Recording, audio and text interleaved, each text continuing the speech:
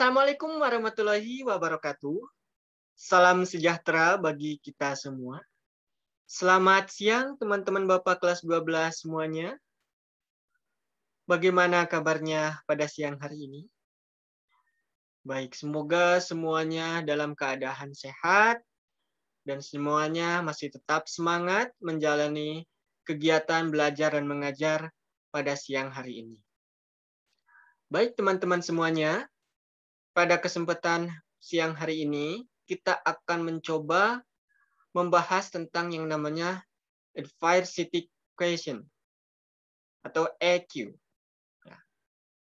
EQ dalam hal ini bukan EQ tentang yang mengukur kecerdasan ya, tapi EQ yang mencoba untuk mengukur bagaimana tingkat kemampuan seseorang untuk mengubah kesulitan, mengubah hambatan menjadi peluang. Oke. Kalau begitu kita akan coba mulai.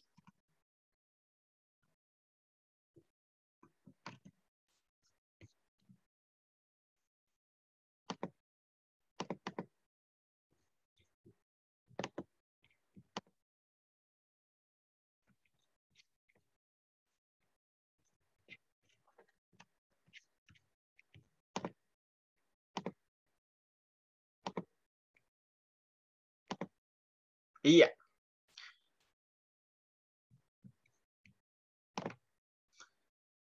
Teman-teman di sini bisa melihat contoh-contoh tokoh dari tingkatnya nasional sampai internasional. Nah, di sini ada yang mengenal tokoh ini? Iya, betul. Perempuan yang sedang teman-teman lihat ini adalah saudara kita setanah dan sebangsa dan setanah air, namanya Mary Riana. Nah, beliau adalah seorang pengusaha dan motivator perempuan nomor satu di Asia. Kalau misalnya ada teman-teman yang kenal dengan perempuan ini, ya teman-teman akan tahu gitu kan bagaimana sepak terjang beliau mulai dari sekolah gitu kan, kemudian meneruskan kuliah sampai mencoba merintis bisnis dari awalnya seperti apa sampai sekarang gitu kan, sampai sekarang menjadi perempuan motivator pertama nomor satu di Asia. Oke, ini juga teman-teman ada lihat yang namanya beliau bernama Colonel Sanders. Ya mungkin teman-teman yang sering makan atau nongkrong atau main di restoran cepat saji pasti tidak asing ya ketika melihat tokoh yang satu ini. Oke, teman-teman, mungkin kalau misalnya teman-teman membaca atau kenal dengan tokoh yang satu ini, teman-teman juga pasti akan terinspirasi bagaimana sepak terjang beliau mulai dari masa kehidupannya saat remaja, kemudian memulai rumah tangga, kemudian merintis karir, jatuh bangunnya seperti apa, sampai menempati posisi puncak dari karirnya saat ini memiliki restoran cepat saji yang memiliki cabang banyak hampir di seluruh dunia. Ya, seperti itu. Iya, nah ini juga ada presiden kita, sekaligus kakek kita tercinta, yaitu Bapak Badarudin Yusuf Habibie.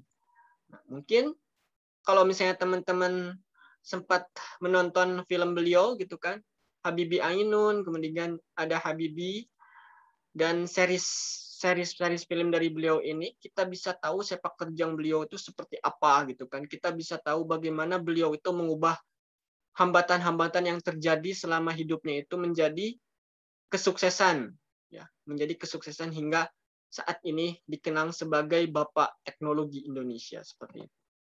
Iya, kita akan coba memulai pada materi kita hari ini, adversity question atau EQ. Nah, seperti yang sudah Bapak jelaskan sebelumnya, kalau EQ ini adalah sebuah alat ukur alat ukur yang mampu menjelaskan bagaimana sih seseorang itu mampu mengubah hambatan-hambatan yang terjadi dalam hidupnya menjadi sebuah titik balik gitu kan, titik balik dalam mencapai kesuksesan di masa yang akan datang. Oke. Ini sudah Bapak jelaskan sebelumnya. Jadi gagasan utama ketika kita mengenal EQ ini adanya kemampuan. Kemampuan apa sih, Pak? Kemampuan untuk apa? Untuk menghadapi kesulitan, mampu mengubah kesulitan tersebut menjadi titik balik gitu kan. Untuk mencapai kesuksesan. Oke, teman-teman semuanya, ketika kita bicara tentang EQ ini, ada 3 golongan orang-orang, ya. Ada 3 golongan orang-orang. Kita coba bahas dulu. Yang pertama ada the quitters. Mereka yang berhenti.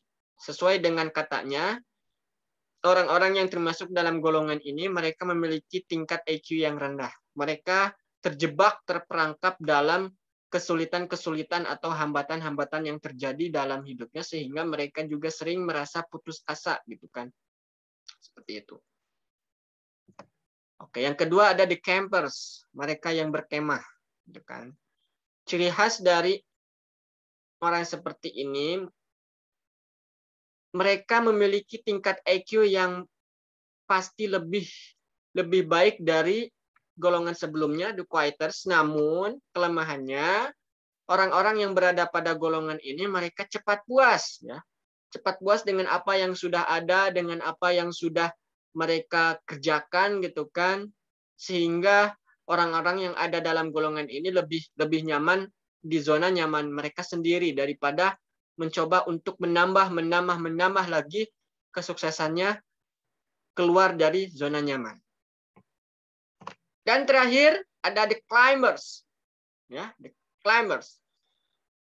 Orang-orang yang termasuk dalam golongan ini mereka yang memiliki tingkat EQ yang tinggi, gitu kan. Mereka punya prinsip hari ini harus lebih baik dari hari kemarin dan hari besok harus lebih baik dari hari ini. Orang-orang yang termasuk dalam golongan ini yaitu mereka yang memiliki EQ yang bagus, gitu kan, yang tidak terus-menerus terjebak dalam kesulitan, gitu kan, tidak terus-menerus terjebak dalam hambatan dan kesulitan yang terjadi dalam hidupnya. Mereka coba bangkit, gitu kan. Mereka jadikan hambatan dan kesulitan itu sebagai bensin, ya, sebagai bensin atau energi atau bahan bakar yang bisa memacu dirinya untuk menjadi diri yang lebih baik, gitu kan. Diri yang lebih sukses di hari besok dan hari-hari di masa yang akan datang, seperti itu. Oke, dan kita akan sampai pada kesimpulan. Ya, tadi yang sudah Bapak bahas, EQ itu kan membahas core atau kemampuan dalam menghadapi kesulitan yang terjadi dalam hidupnya. Kemudian seseorang dengan EQ yang tinggi mampu mengubah hambatan, gitu kan, mengubah hambatan atau kesulitan menjadi peluang, peluang-peluang yang mampu bermanfaat bagi kehidupannya. Dan terakhir, golongan orang yang paling baik EQ-nya itu adalah tadi golongan climbers yang terus-menerus melakukan perubahan ke arah yang lebih baik, seperti itu. Oke, teman-teman semuanya. Sekian materi yang bisa Bapak sampaikan. Terima kasih atas perhatian dan kerjasama dari teman-teman semuanya. Nah, Bapak ingin memotivasi diri Bapak sendiri dan memotivasi teman-teman semuanya untuk ayo kita jadi orang-orang yang termasuk golongan the climbers, gitu kan. Kita coba bangkit dari kesulitan, dari hambatan yang sedang kita hadapi saat ini menjadi peluang-peluang yang bisa bermanfaat bagi kita untuk menjadi diri yang lebih baik, diri yang lebih positif, diri yang lebih bermanfaat bagi diri sendiri dan bagi orang banyak pada umumnya. Sekian yang bisa Bapak dapat sampaikan. Kita bertemu lagi pada pertemuan berikutnya. Bapak tutup. Wassalamualaikum warahmatullahi wabarakatuh.